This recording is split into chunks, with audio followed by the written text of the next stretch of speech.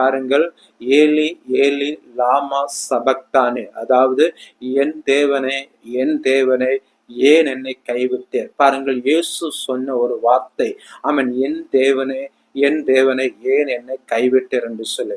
உண்மையாக நாம் பார்க்கும்போது அவன் பிதாவுக்கே தேவன் அவரை இயேசுவை கைவிட்டாரா என்று சொல்லி கேட்டால் நிச்சயம் கிடையாது. பாருங்கள், பூமியின் மேல் அவன் இயேசுவை அனுப்பினதற்கு அவன் பிதாவின் நோக்கம் அவர் பாடுபட்டு 3ஆம் நாள் அவன் உயிரோடு எழுப்ப வேண்டும். மனுகுலத்துக்காக அவர் பாடுபட்டு மனுகுலத்தின் பாவத்திற்காக அவர் சிலுவையில அறையப்பட்டு மானிடத்தின் பாவத்தை சுமந்து தீர்க்கும்படியாக தான் இந்த உலகத்தில் அவர் தேவனால் அனுப்பப்பட்டார்.